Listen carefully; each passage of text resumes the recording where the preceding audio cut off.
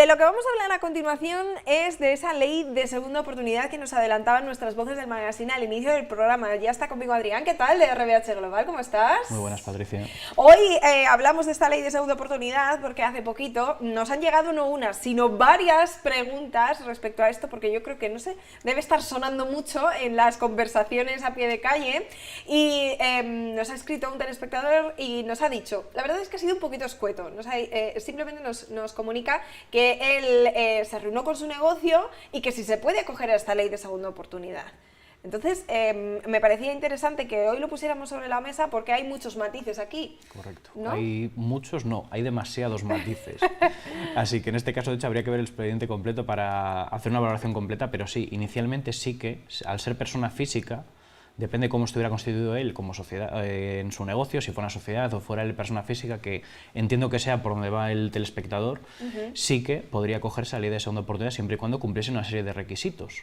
Pero sí, la ley de segunda oportunidad, a diferencia del concurso de acreedores, la principal diferencia es que uno sería para personas físicas, sean particulares, empresarios o autónomos, y el otro, el concurso de acreedores, sí que sería para las sociedades y para las mercantiles. Lo que pasa es que no todo el mundo puede acogerse a esta ley de segunda oportunidad. O sea, no vale con tengo una deuda, sea del tipo que sea, y me la quiero quitar del medio. No Esto no es así. No es un cheque en blanco para limpiar y resetear. Si bien es cierto que la ley de segunda oportunidad sería un mecanismo que, como su propio nombre indica, sería una segunda oportunidad para aquella persona que haya emprendido un negocio o haya tenido unas vivencias en la vida y que se hubiera endeudado o que hubiera tenido una mala gestión económica, de la cual él tiene un patrimonio o un activo, o puede que no lo tenga incluso ese patrimonio, y que sí que tenga una situación de insolvencia. Sería para intentar llegar a hacer una especie de acuerdo con los deudores, porque claro, en todo momento no es tengo unas deudas, me las quito. Es que esos acreedores tienen un derecho también a cobrar, claro. Sino que se va a llegar a la conjunción perfecta, ese punto de equilibrio entre con qué patrimonio contamos, qué podemos de este patrimonio convertir en liquidez, y de ahí minorar un poco las cuantías que nosotros debemos, un poco, mucho, porque hay casos en los cuales hay una exoneración total de la deuda, que puede ser parcial o total, y en ese caso que todos los acreedores, si hay activo, puedan cobrar aunque sea una parte, y el deudor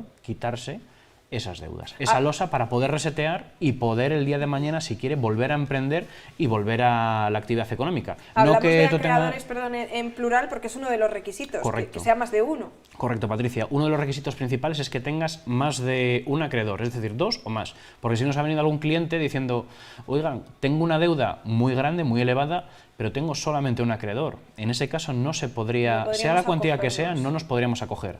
El requisito principal, y uno de ellos, es que tengamos pluralidad de acreedores. Y estabas comentando antes, por ejemplo, tenemos que tratar de compensar a las dos partes, es decir, el que se ha declarado insolvente, pues que deje de asumir el máximo posible de esa deuda, pero aquel con quien haya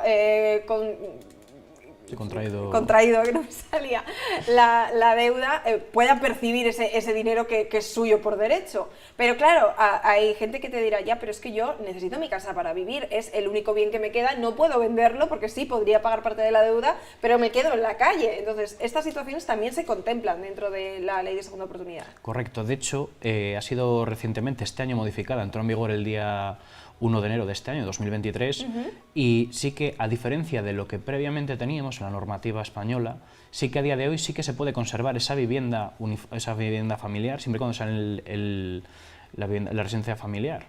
En ese caso, en ciertos casos, sí que podemos continuar teniendo nosotros la vivienda y poder ir a la exoneración total o parcial del resto de deuda.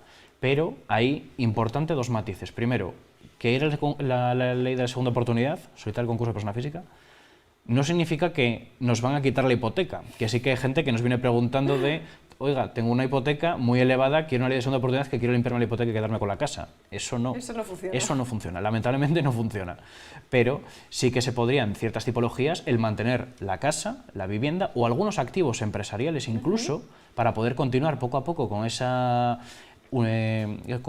ejercicio mercantil, para seguir continuando con la actividad económica y así poder ir pagando poco a poco, mediante un calendario de pagos, a los acreedores esa parte que se haya acordado por su señoría para que es la parte que haya que devolverles. Claro, porque no lo hemos dicho, pero al final esta ley de segunda oportunidad se aplica con el sentido común. Es decir, tú en tu vida privada, personal, diaria, ¿a quién le darías una segunda oportunidad? Aquel que ha cometido el error sin querer realmente, correcto, ¿no? sí. Aquel que de buena fe pues, ha cometido un error o algo le ha salido mal. Aquí lo mismo exactamente, Correcto. ¿no? Aquí exactamente igual. Aquí, si se ha tenido una actitud negligente, o sea, o temeraria, no se puede acoger uno, puesto que uno de los principales requisitos también es el haber actuado de buena fe. Es decir, que de buena fe te hayas endeudado, que eso puede sonar un poco peculiar y chocar un poco, pero sí que se analiza cuál es la trayectoria previa a la presentación del concurso y cómo ha sido la evolución mercantil, cómo ha sido tu actividad, de dónde vienen esas deudas, si tú has sido buen pagador.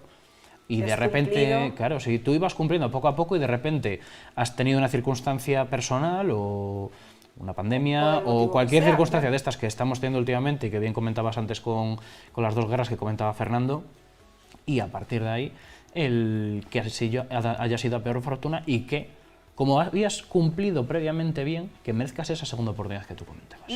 ¿Qué pasa si se nos concede, nos rebajan esa cuantía que estábamos hablando, nos dan esa segunda oportunidad y ni con esas?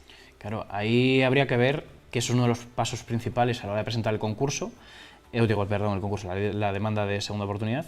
Ahí habría que inventariar bien cuál es el activo con el que contamos y cuál es el pasivo. Puesto que si tenemos más activo que pasivo no se puede presentar, puesto que directamente teníamos activo para suplirlo. Pero en ese caso sí que se podría ir revisando cuáles son la parte proporcional que nos queda para ir minorando progresivamente. Y si me pongo hasta en lo peor, ya sabes que a mí me gusta. Si ponerse ahondándonos todas las facilidades hay una persona que no cumple con lo establecido, ¿se le puede llegar a sancionar por encima de la deuda que ya tenga? Depende. O sea, ahí lo que sí que podríamos habría que ir viendo cuál es la progresión, puesto que depende de la tipología del caso, sí que si se va cumpliendo ese calendario de pagos o si de repente eso que era buena fe se transforma en mala fe, ahí hay que ir viendo un poco y haciéndole seguimiento. No es que me firman el concurso, o sea, me firman la ley de esa oportunidad de la exoneración, se acabó. No, ahí habría que ir viendo y haciendo un seguimiento, correcto, sí. Y sí que, por ejemplo, habría unos plazos, por ejemplo, en el calendario de pagos de 3 o de 5 años, en los cuales obviamente se está encima para ver cómo está yendo o si de repente va mejor fortuna. En esto que la lotería, pues hombre, de repente tenemos un activo que no contábamos, que ahora que se acercan las Navidades está un poco en auge el tema ya de la lotería. Así que... Bueno, no lo hemos dicho, pero todo esto se gestiona a través del juzgado mercantil. Correcto, del domicilio donde esté empadronado el deudor.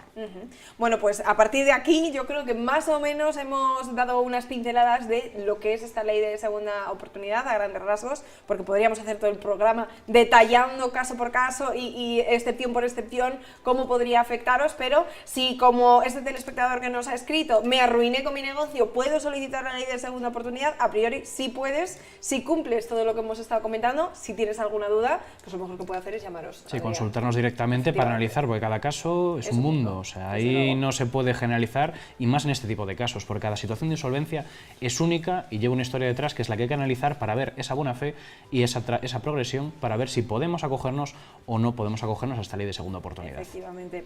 Bueno, pues algo más que hemos aprendido hoy, así que Adrián, muchísimas gracias, nos vemos la próxima semana. Perfecto, hasta la próxima semana. Y resolveremos nuevas dudas. Esperemos. Gracias, Adrián.